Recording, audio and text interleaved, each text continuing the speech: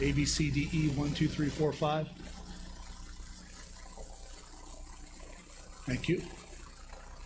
All lowercase. Test. Yeah. Raider Air. Okay, that's our guest. All right.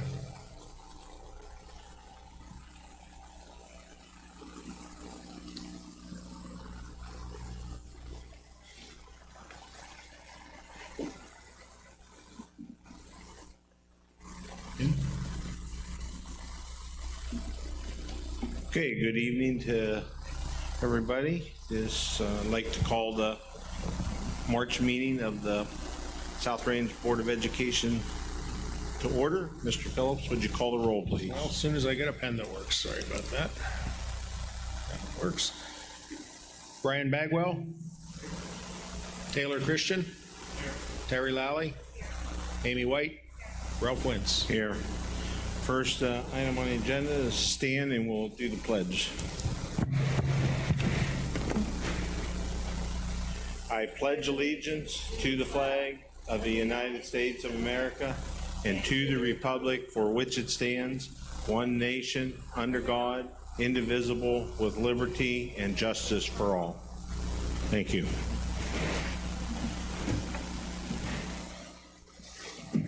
First item on the agenda tonight is the approval of the minutes from the February 10th meeting. If there are no additions or corrections, could I have a motion to accept the minutes? Terry makes the motion. Can I have a second? Second. Taylor seconds. All those in favor say aye. Aye. Opposed? Motion carries. And on to Mr. Phillips for the treasurer reports. Okay, the fund balance in the regular general fund at the end of February was $3,336,648.67. And I'll spare you of all the grant funds. They're not too far in the red. We did have money come in January. So the total all funds balance was $4,794,736.03. And that was accounted for as follows. Farmers National Bank, $2,890,306.02. Home Savings Bank, $1,040,685.76. Star Ohio, $240,609.70. Outstanding checks, $176,645.45. Deposits in transit, $799,000. We are in tax collection, and that was a county auditor thing, I'm sure, from the amount. The $176,645, by the way, being outstanding checks, that makes the net of that section $622,354.55. As always, we had petty cash accounts, $780. When all that math is done, we do balance to the cash balance on the financial report at $4,794,736.03. You also received the revenue report, the appropriation report, and the disbursements report. And if there's any questions on those three or the cash report we just covered, I can entertain those now. And if not, I think I'm done. Okay, does anybody have any questions for Mr. Phillips? If not, I'd entertain a motion to accept the treasurer's report. Taylor moves. May I have a second? Amy seconds. All those in favor say aye. Opposed? Motion carries. And on to Mr. Dunham and new business. Good evening, everyone. As you can see, I do not have any of our voting principals or directors by department here this evening purposely as we are up here practicing social distancing. I'd like to spend a little bit of time after we go through our new business and during my report time to talk about COVID-19 and the steps we're taking as a district to ensure that our students are safe and our staff is safe, and to move forward with high-quality instruction as much as possible. I do not have any reports relative to our normal reports that we give before a board meeting or new business. I don't know if Christian or Mrs. Lally have any reports either. No reports? Okay. All right. Thank you. The first item on the agenda will be amounts and rates certification, and we'll turn to Mr. Phillips for that. Each year in March, or by April 1st, it's required by Ohio statute that boards of education adopt the amounts and rates that the county budget commission, county treasurer, county auditor, and representative from the commissioner's office, I believe, or no, Paul Gaines, the legal character down there, that we adopt these rates that I have provided to you. And each year I usually note some small thing, and this year's note is that the total of 48.9 effective mills dropped 0.4 of a mill from last year. I always use this opportunity to explain that as the valuation of the district increases, it takes less millage to raise the same amount of money. And with our emergency levies, they're voted on an amount of money. And our non-emergency levies, due to the 1976 House Bill 920, there's a reduction factor for all properties that were on the tax duplicate in the year previous that are on again this year. They can't pay anymore. Only new construction for the first year. And that's one of the many things that causes schools and other governmental entities to have to go for new money levies every so often. But at any rate, just from last year to this year, we dropped 0.4 of a mill, and the total is 48.9 mills. Our emergency levy that was voted, I believe, at 8.8 or 2 Novembers ago now, is down to 8.7. And our bonds, they were originally voted at 7.9. They're down to 6. No, 6.5, including the emergency levy.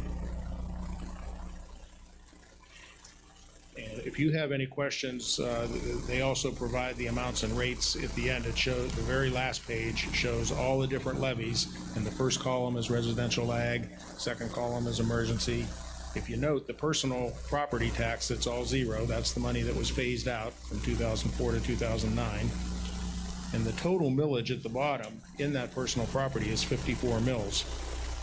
54 mills is the total amount. If we were getting everything that was always voted on, or that had been voted on over those past years, we'd be collecting 54 mills, and we wouldn't have any financial trouble. Right now, the residential ag effective rate is down to 35.15, 35.16, we'll call it mills. It goes out 6 digits, so I'll spare you that. But, so obviously the difference between the 35 and the 54, we're losing roughly 19 mills due to House Bill 920 and due to the emergency levies needing less millage. So that's all I have to say about that, unless there are any more specific questions. Just a quick one there. So back when we were paying off the renovation from the old buildings, we continued to collect that at a higher rate, and in essence, in the long run, saved a fair amount of interest and stuff. You said this has gone from, we voted it in at 7, we're down to 6.5 now. It's just, I'm assuming it's not going low enough, fast enough for us to make those same type of moves with it continuing to collect it. Is that a correct statement? Yeah, the board has the ability on the bond issue we could have held the millage the same, just as we did with that first one, and paid it off early, but during the 1990s and really until the towers were hit in 2001, the growth of property was so enormous that we were putting a lot of money away. We were accumulating a lot of money, knowing that we could use that money after the 10-year. That bond was voted in 1992. So starting in 2002, we could start paying those those bonds off, calling them. Call them in, basically, And, right? and yes, we saved about $1.5 million when we did that. The growth now, particularly, I can't talk, in light of 2008, the recession and the things that have gone on, and in light of us and our constituents voting 7.9 mils to build this fine building, the board has decided, as you know, you've been around, over the years, we want to be easy on the voters as we can. So we decided it's better to let it go down for right now. And I just didn't know when that tipping point would be, at what point that might be. Well, because we can change that at any point in time. At any year, I mean, we probably wouldn't want to make it go back up, but we can freeze it again if it looks like we can make payments off. You know, we passed that in. Right now, it's 2015 and 16 because of the refinance. So there's no bonds callable until 2025 and 26. And so in light of what's going on right now with COVID-19 and what we've been through the last 10 years, we just haven't, I haven't recommended, and the board hasn't thought in past years that it'd be a good idea. Thought of it there real quick. Yeah. I'm glad you said that. I know it's kind of I know why you said it. It's a good thing for me to have addressed everybody. Okay, next up would be the plan document approval. Mr. Phillips? Just shut my mic off. I had to turn it back on. In 2009, some of you will recall from your own places of employment, and obviously Ralph has been around since then. We were, as a major employer, required to adopt a plan document for 403B, which is the public entity version of a 401k. At one point, we had as many as 25 different companies that we were sending checks to on behalf of our employees. That quickly went down to about 10 vendors when the initial 2009 plan document requirement by the IRS was put in place. That's because there were some companies that were happy to collect the money, but they didn't want all the responsibility that the plan document and the IRS, pretty much forced back upon them. That now, there's a requirement by March 31st of 2020 that plan document be restated. I've procured, I hate to say procured because there's no cost to the district and no cost to the employees, but a company called Plan Connect out of Syracuse, New York, to administer this for us. And what will happen is we'll send them one check for all of the employees. We have 9 or 10 different companies now, and they disperse it and charge the companies back. And that's there are several companies that do that. We chose them because they also were providing the service of this new requirement of restating had to happen. As I understand it, the IRS had 4 template plan documents, and then it had to be customized for your business, and they did that for us too. If you're General Motors and you have a human resource department, and as part of that human resource department, you have a 401k department, that's one thing. You guys have me, and I'm not an expert on 403Bs, and it's getting hairy. I want to make sure that our employees and our board are all protected and doing things in compliance with IRS regulations. Okay, next up we have consideration for a number of board policy for the next month's meeting. April of 2020. Mr. Dunham, do you have anything you would like to say about those? I would. We have, as you can see, we have 13 policies for your consideration for the April 6th board meeting. 11 are just revised policy, 2 are new. The 2 new are employment contract 4124 and 5460.02, students at risk of not qualifying for a high school diploma. So you should have in your packet over the weekend or today PDF copies of those policy changes, for your consideration for April 6th. Any questions that you have throughout the rest of this month and before the next meeting, feel free to call. Again, some of the packets that you have, and they should have some fairly easy to understand explanations of what they are. But pretty normal this time of the year. April, May, we do have normally quarterly some policy changes for updates. So I ask that you again consider that and come back in April when we can take that to a vote for your approval. Okay, next up would be consideration of changing the dates for the April as well as the July board meetings. Correct me. Go ahead. I know we talked about it last month right at the end of the meeting. We did have a need to change the April 20th meeting to April 6th. The only thing I would caution everyone on with where we are situationally right now with school, maybe it will need to be changed again, but I would still recommend that we look at moving the April 20th to April 6th. And I know this feels like it's a long ways off, but it really isn't. It's just the July board meeting, moving it from July 20th up a week to July 13th. There's two dates, April 6th and July 13th of 2020 for those two board meetings. Obviously, we'll come back and vote on that, but was, before we get to there, did those dates work for everybody? They do for me, but I want to make sure we work for everybody. Everybody good with those? So I just had some, on the April 6th, are we sure we want to kind of move it up that far? So April 6th, I'm just. Or go, or you're talking about possibly going to the week after the 13th. Yeah, just because it seems, so I know with what they're doing with the schools now, it's close to what, the 3rd, I think? April 3rd, right now the closure runs through April 3rd. But that could change. It very well could. I don't know how late it would change, but do we kind of want to wait till we have more info on that before we? I mean, I'm honestly fine it doesn't matter to me. I mean, I think all we would have to do, I mean, obviously, somebody'd have to reach out to all this, make sure it works, but then you would publish the change and Yeah, stuff. I think in light of everything that's happened, and maybe Yeah. Mr. Christian's point. Yeah, I mean, leave it that's the fine with original me. date, which was April 20th, and leave it at that. And if we want to move it, we Yeah, see it and that's fine tracking too. It favorably may one way or work the out other. that April 20th is okay as Yeah. well too. So we haven't so changed it, so we just leave it never like it change is. Yeah, let's do that if everybody's okay. Let's leave April as it is on the 20th, and then I would like to change, for me personally, change the July one, but again, if that doesn't work for anybody, that's okay and stuff, so.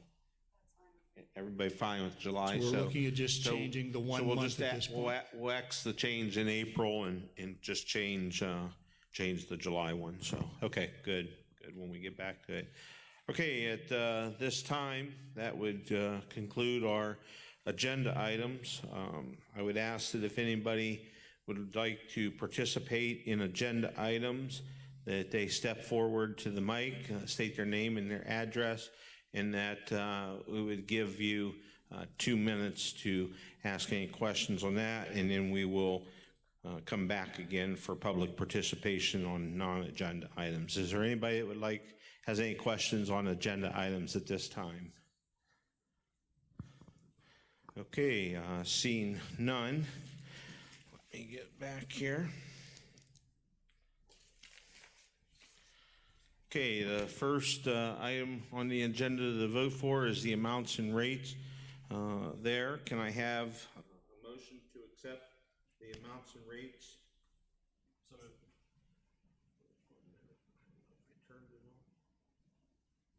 Sorry about that. Yeah, I turned it off accidentally. Taylor moves on the amounts and rates. Can I have a second? Okay, Amy is going to second. Mr. Phillips, I believe we need a roll call vote on that. Ralph Wentz, Yes? Taylor Christian, yes. Brian Bagwell, Yes. Amy White, Yes. Harry Lally. Yes. Okay, motion passes. Next up is going to be the planned document approval. 1 second till I get to that. Can I have a motion to accept the 403 plan document? Brian moves. Can I have a second? I'll second. Terry seconds. Do we need I don't see a roll call here. Do we need one? No? Okay. All those in favor say aye. Aye. Opposed? Motion carries. Next up, a motion to accept the board policies for consideration for the April 2020 meeting. We aren't adopting them. This is just to consider them. Can I have a motion for that? I motion. Terry makes the motion. Can I have a second? Second. We'll give that to Amy. Amy seconds. All those in favor say aye. Aye. Opposed? Motion carries. And then last up will be the changing of the July board meeting from July the 20th until July the 13th. Can I have a motion to accept that? Taylor moves. Can I have a second? Second. Amy seconds. All those in favor say aye. Aye. Opposed? Motion carries. And next up will be non-agenda items for public participation. Same rules would apply. Is there anybody that would like to speak to the board at this time on non-agenda items? Ralph, if nobody else would like to come, I wanted to also inform the board and our constituents that today the documents for the sale of the Memorial Field property were delivered to Commonwealth, and hopefully, depending on how slow things are now with the shutdowns, that sale will finally be taking place pretty soon. Okay. Thank you very much. Yeah, that's been a long time coming, that's for sure. Okay, next up would be Mr. Dunham and the district update.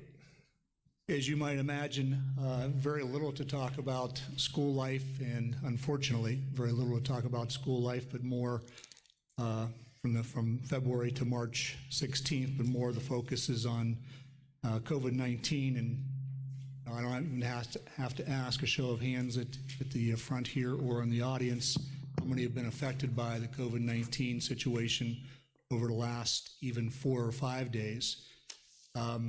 I guess my first comment is we need to be really considerate. We need to be mindful of this situation, because we certainly have a lot of individuals that, including everyone up here and in the audience, that their world has changed dramatically, either through illness or through the illness of someone else, or just the ever-changing guidance and oversight that we're seeing throughout the state of Ohio and the nation. Our students have done very well, but don't think for a moment that our students aren't troubled by graduation concerns, by non-sports, no athletics that have been stopped as they were preparing for the spring. Our spring musical, High School Musical 2, to take place this Friday, and it has been postponed. All the competitions that our students have been involved in and have really given their sweat, blood, and tears to prepare. They're worried about their personal health. They're worried about their parents, their grandparents, their aunts, their uncles. The only way I can describe it, and it's to no one's fault, it's the rug was absolutely pulled out from under the feet of many of our kids. And the point that I'd like to make tonight is that it's really our responsibility up here as leaders, our staff as leaders, to step up and help those kids. When I'm saying let's be mindful, let's be mindful of one another. Let's be considerate of what our parents are going through, the hardships that we're starting to see throughout not just Ohio, but across the United States. And leaders step up and they do the right thing to help those that sometimes can't help themselves.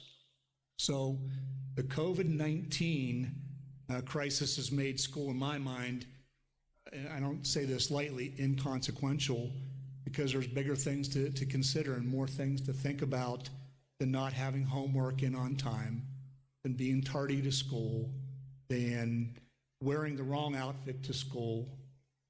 Everyone handles a crisis differently. All 7 of us up here, if you were to handle a crisis in your life, we handle it differently than one another. Our kids are going to do the same, our parents are going to do the same, our community is going to do the same. But as leaders, there has to be folks that are calm, folks that have a plan in place. And when I talk about that, and I'm going to shortly, I believe our board has done that, our staff, our teachers, our classified staff.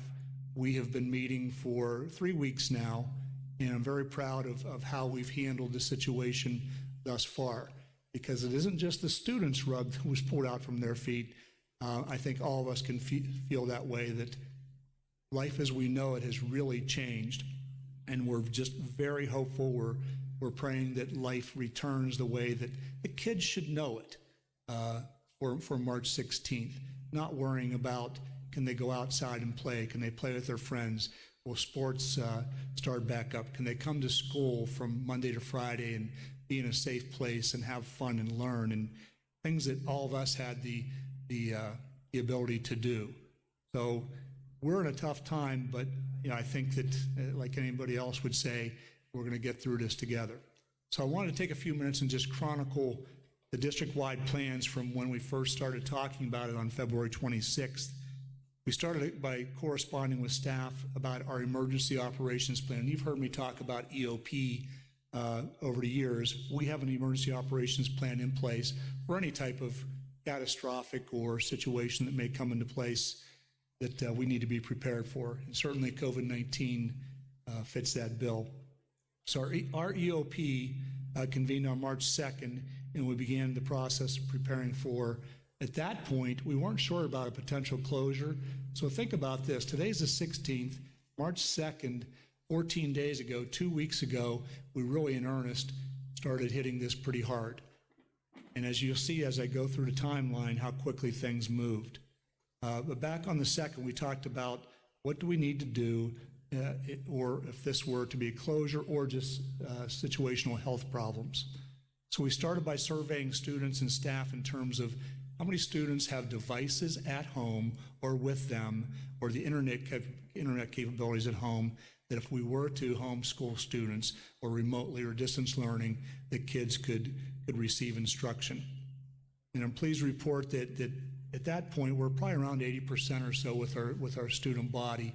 Obviously, our high school kids have smartphones and devices that they have on them 24/7. Middle school, a few less. Elementary, where we know we have some situations where kids just need devices. We have the capability here, and we're very fortunate. We have a good many of the Chromebooks that we've already passed out to our students, and we've signed them out. Their kids can use them at home if they have Wi-Fi at home. Our staff, on the other hand, we have 100% of our staff has the capability to instruct from home with their devices because of internet capability at home, and also some of the devices that they have used here at school they've been able to take home.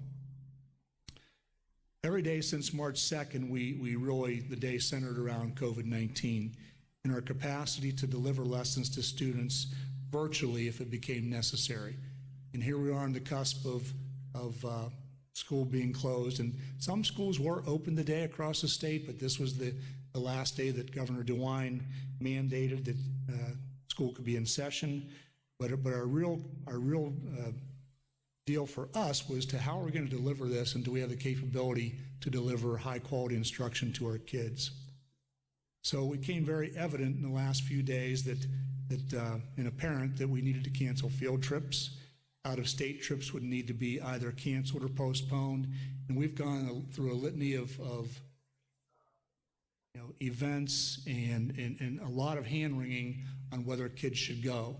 Every day that goes by, it became much clearer to all of us, everyone up on the stage, in the audience, and parents at home, that this was something that was very, very fluid, and it was changing from not just day to day, but hourly at times of what was going to happen and what kind of information we were going to get from either President Trump or from our Ohio's Governor DeWine.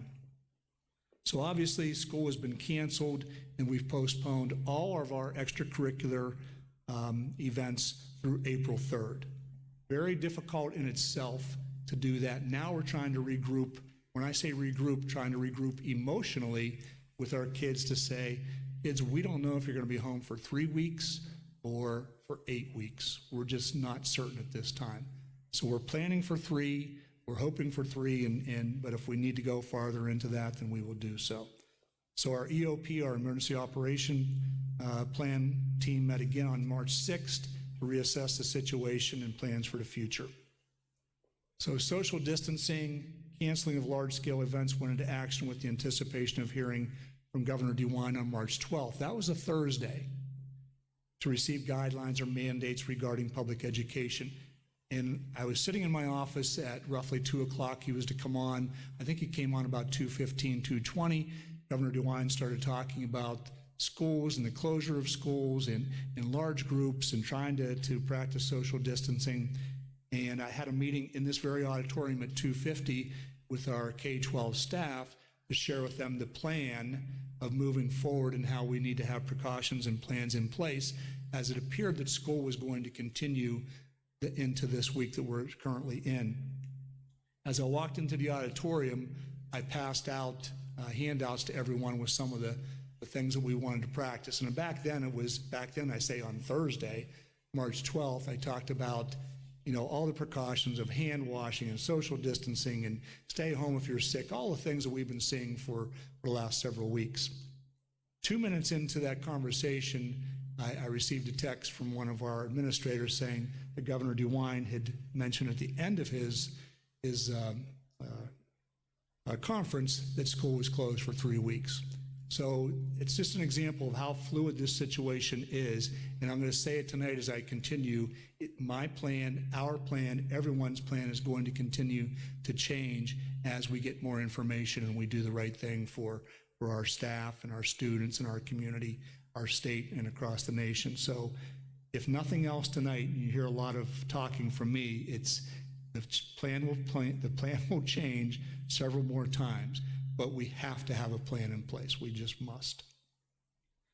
So the March 12th date became very fluid, and of course at one point I was planning to have school on Monday today, and obviously that has changed. So we've changed where we've had school, and now we're changed to where we don't have school until April 3rd. So on Thursday evening, I did a one call talking about the governor's plan, and on Friday, March 13th, the staff and students and parents were provided a plan to last for the next 3 weeks, which has been changing every day since. So at the moment, I'm prepared to highlight the latest plan, and it's likely to change again based on government action or COVID-19 cases in our district. And I'll say that again, or COVID-19 cases that could occur in our district, and that would change things once again if we had an actual test positive here, which will more than likely occur. So effective March 18th, that would be this Wednesday, we'd like to begin high-quality delivery of our instruction remotely from our staff to our students, and that would be on the 18th, of course, with the board's blessing. As you listened this afternoon, Governor DeWine was on TV again with a conference, and so was President Trump. President Trump went from 50, no more than 50 in congregating or small groups, to now it's 10. We have 7 on this very stage, and we just have a sprinkling in the audience tonight. And we sent out an email today, and we posted it on Facebook and on our web that, again, we have streaming live, and we're just asking people just to practice social distancing, and we're going to continue to do so.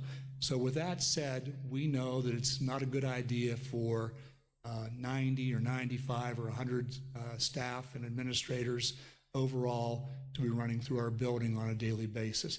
At one point, last Thursday, March 12th, I was looking to, if we had to have school closed, that I would bring staff in every day from 8 to 12. Not a good idea, knowing what we now know about how quickly this is being transmitted. So our staff at this point will be asked to teach from home remotely with some office hours throughout the week. And we're trying to do this in a way that we're going to tackle the hardships that some of our parents have, where potentially our staff would have office hours, not physically, but virtually at home, from 4 to 7 each night. And it may sound wild to say why 4 to 7, we're looking at the hardships of not just our own staff, but of course our community and what they could go through, and those that still essentially have to go to work. And childcare is going to be a problem. So if we can try to tune into some of our parents' schedule, our staff schedule, and have some appointment or some hours where phone calls can take place, emails can be answered between that 4 to 7 time, it might be a sweet spot. Maybe we have to adjust it from 5 to 8 or 3 to 6.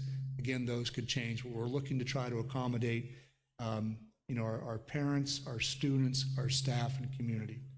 So my intent is tomorrow to place a one call once again to all of our parents and staff and students, share with them the best laid plan as it is right now on March 16th at 7:34 p.m. We're looking to have volunteer hours where our staff may want to come in throughout, and that would be with permission by either me or our building principals, and I'll talk about our custodian schedule and why it's so important that we limit people coming through our building. We would have drop-off boxes in the main entrances of the high school, middle school, and elementary, in between the two airlock doors, where parents could come in and drop off homework assignment or pick up assignments that the teachers may be leaving.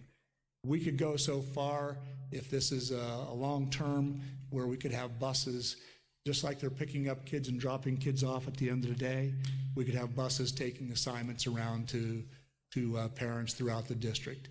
So we're looking and thinking outside the box as much as possible, but again, some of those things may be prohibited just by illness throughout the district.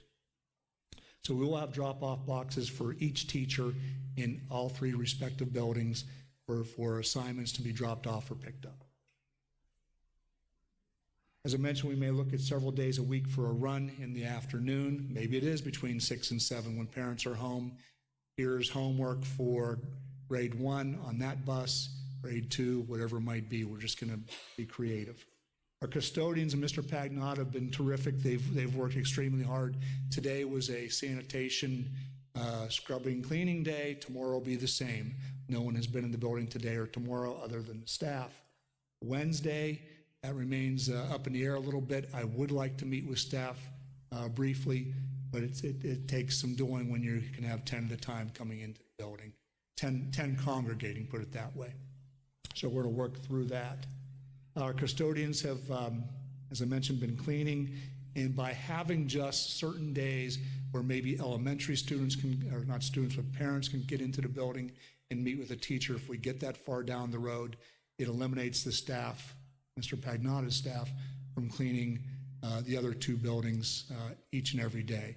So I think we can work a little smarter than what we are now by just eliminating and coordinating who comes into the building, what areas are cordoned off, and what areas are open to staff and to parents. Our food service, Mrs. Pierce with the nutrition group and her staff, as you know, we have a number of students that are on free and reduced lunch, and we will be providing lunch starting this coming Wednesday, March 18th. So students will get a brown bag lunch, and also we will provide to them a breakfast for the following day. Now that will work by, we will have a distribution point on the south end here on the elementary under the canopy. There will be a table if weather permits. If not, it'll just be a table right inside the doors with those brown bag lunches. Parents can come and pick them up. All we need is their name. We check them off, and they're good to go with that lunch. We'll also take one of our yellow school buses for exposure out to Greenford and into the old school parking lot, and parents that would like to just pick up, those that are, again, eligible can pick up the lunch and the breakfast out there. And that would be, and I'll make that announcement tomorrow, that would be between 12 and 12:30. The distribution here on site is 11:30 to 12:30 every day. The distribution in Greenford will be 12 to 12:30, and there will be a distribution in North Lima as well. So we're hitting both townships, one in North Lima at the old school at the Gate Church in that parking lot. So our bus drivers will be on board with an aide, and that aide would be a cafeteria aide that knows the kids, that's been working with them over the years, over the school year, and can check off who they are and whether or not they should be receiving. So we also have kids that attend the MCCTC, ESC, and other programs that live and reside in our district. They're not in our school, but they would also be eligible for the free and reduced lunch and breakfast. So many thanks to Mrs. Pierce and that group for making this a possibility. We have concerns with our part-time aides. We have concerns with our bus drivers at times in terms of what are we going to do if this were to be an extended closure. Our secretaries, Mr. Phillips and I have met with everyone over the last several days on Thursday and Friday. And again, this is so fluid, but we want to do the right thing for all of our employees. We want to do the right thing for all of our kids and our parents and community. And it's a challenge. It's a challenge. So just again, to summarize, I mean, we have kids with disabilities that we just need to service, and we're going to have to figure out what we need to do to help them.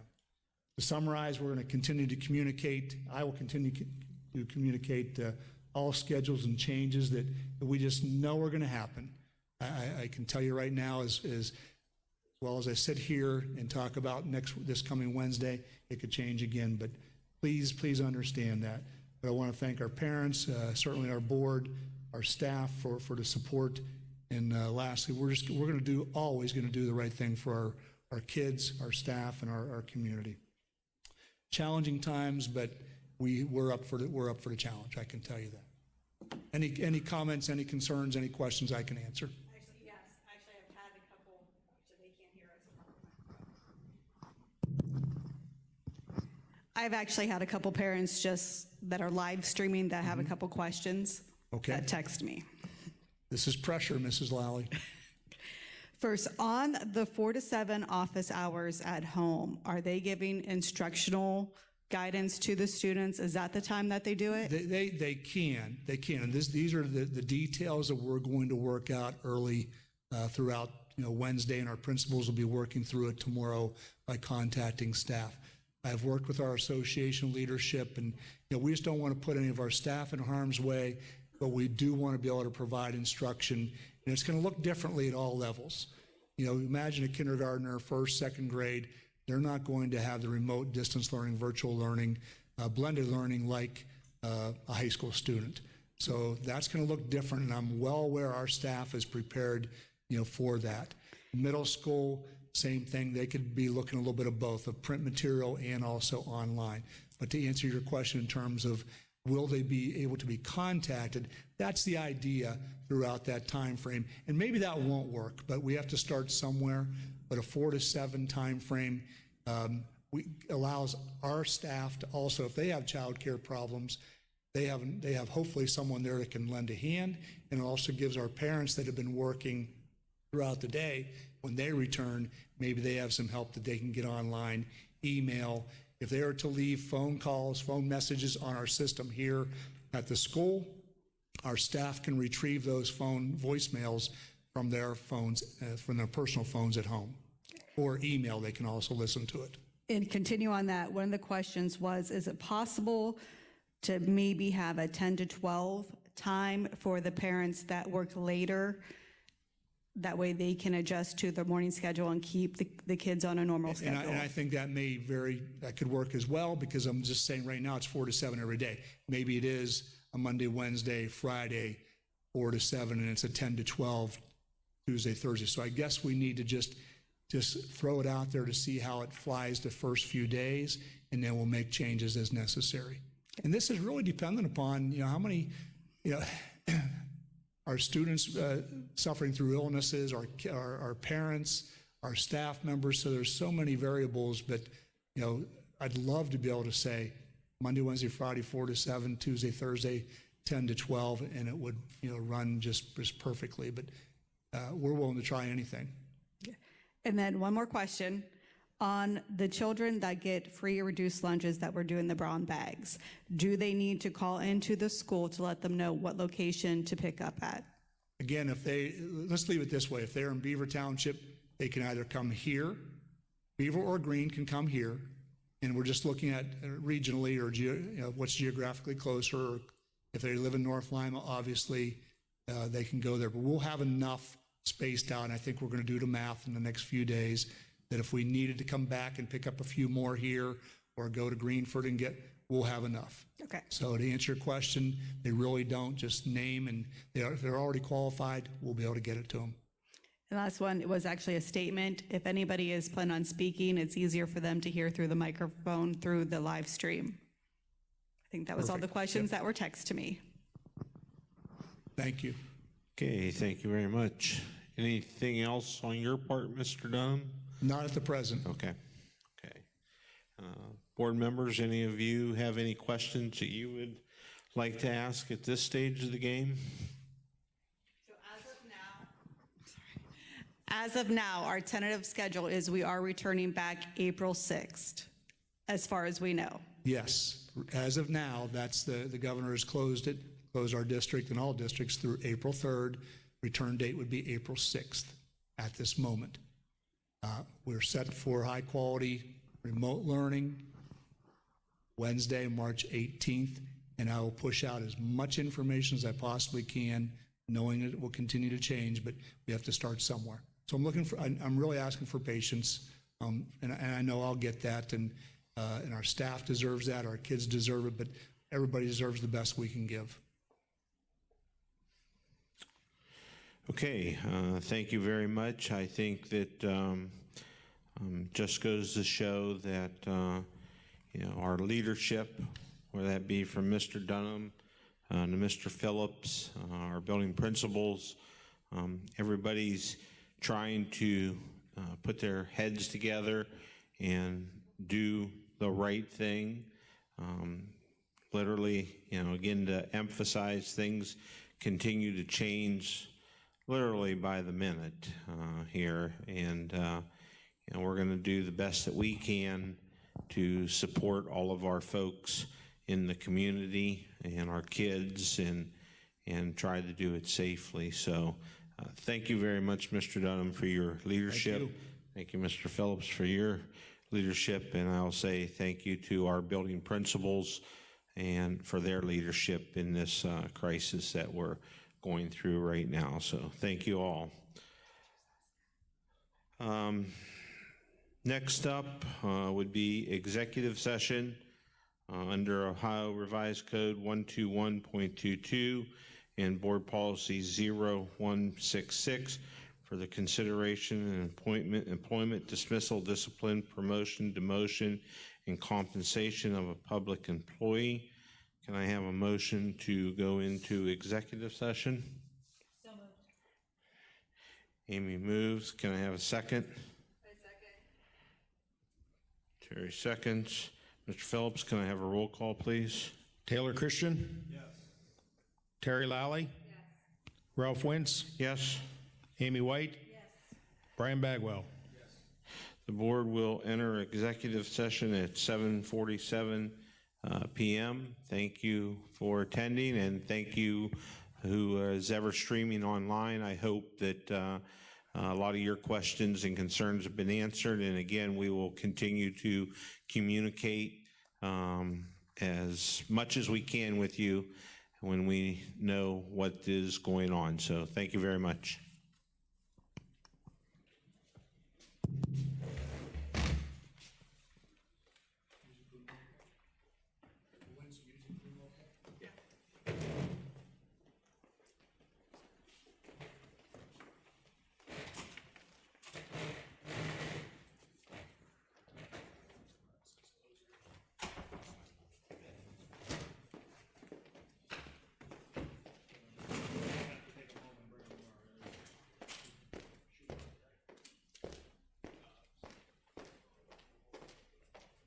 Hey, Mike, is there anything we can do about a 60 hertz drone on Denison Lake? I'll try. Right now, sign outside back in there. They can't just engage the plane with orchestra.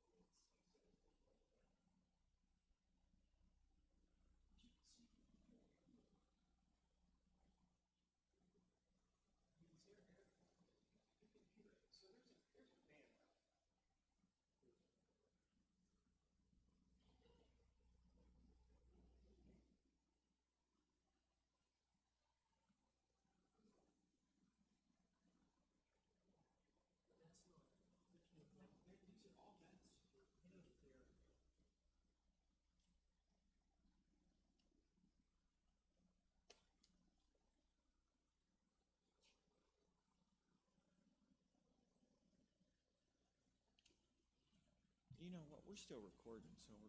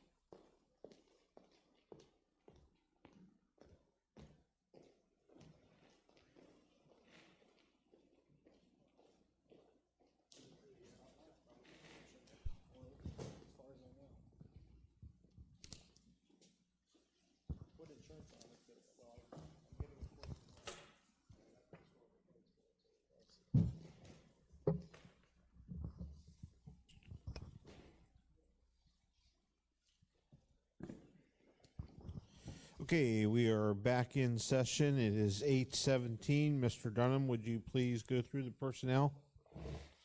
Yes, sir. I do have a few people to recommend for substitute classified aides. Joe White, Nicole Vallant, and Linda DiGaetano. I'd also like to ask for your approval for Joe White as a part-time educational aide at a rate of $12.37 an hour effective February 24th. Approve Heather Livesay as a part-time educational aide effective February 24th as well. And that rate is under the SRCEA, SR Board of Education negotiated agreement hourly rate.